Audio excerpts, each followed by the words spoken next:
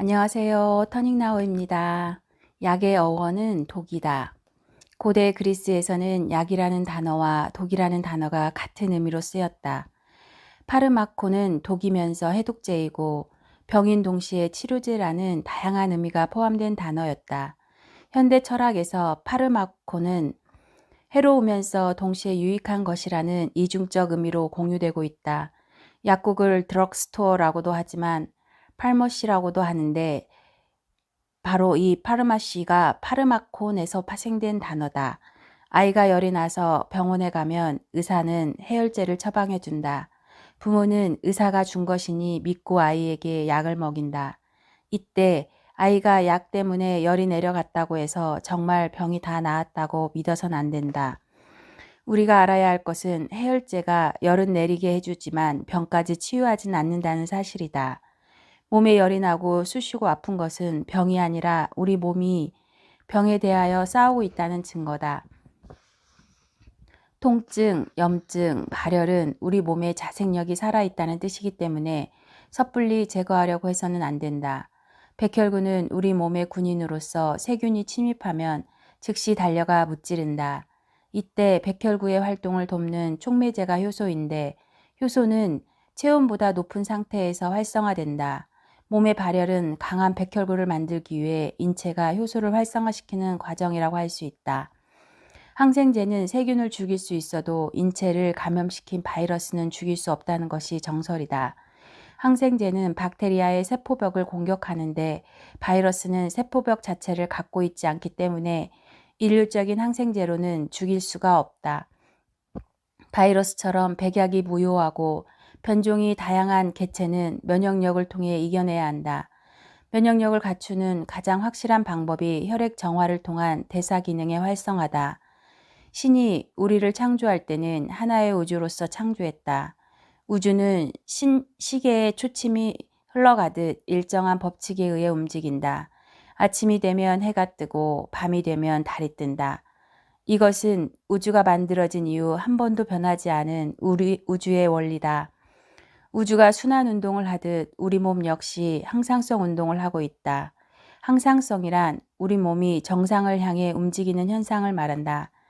자연 치유력이라고 하면 이해가 빠를지도 모르겠다. 아이들 치아 규정을 할 때 보면 이가 예쁘게 된 후에도 한동안 고정 장치를 하고 있어야 한다. 이는 치아가 원래의 자리를 찾아가기 위해 저절로 움직이는 것을 막기 위해서다. 이처럼 우리 몸은 원래 자리를 알고 있어 그곳으로 향해 간다. 우리가 세상에 태어났다는 것은 신으로부터 건강 보증서를 받았다는 의미이다. 사는 동안 우리 몸은 정상적인 몸을 위해 나아가지 결코 비정상적인 몸을 지향하지 않는다. 병균을 무찌르느라 한창 열을 올리고 있는 몸에 대고 독을 주입한다고 생각해보자. 이는 몸을 돕는 것이 아니라 몸의 항상성을 죽이는 결과를 초래한다.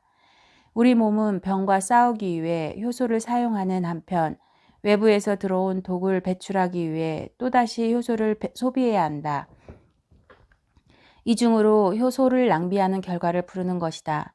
동물은 몸이 아프면 아무것도 먹지 않고 가만히 누워서 앓는다. 말 못하는 동물일지라도 자기 몸이 낫는 법은 알고 있기 때문이다. 우리는 우리 몸을 믿어야 한다.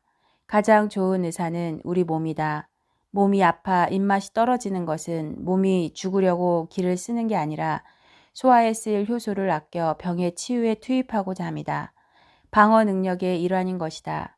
단식은 장에게 일자리를 주지 않음으로써 우리 몸이 인체를 치유하는 데 전력을 기울이도록 하는 효과를 가져온다.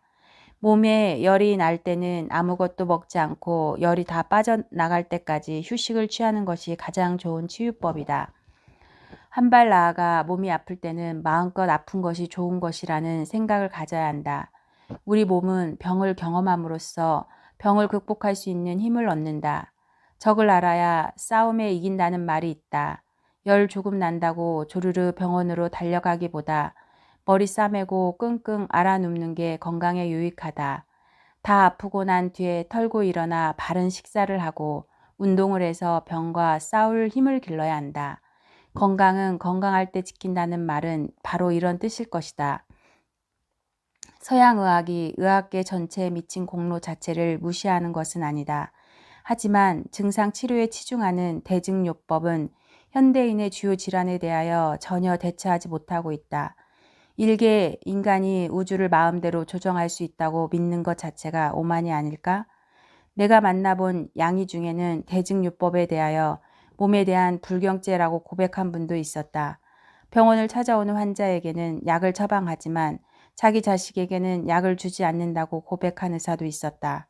아무리 의사가 소신껏 진료하려고 해도 환자들이 직방으로 듣는 약을 원하면 의사는 줄 수밖에 없다.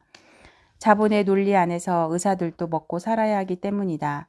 이런 의미에서 의학 서비스 문화를 바꿀 사람은 의사라기보다 소비자라고 할 수 있다.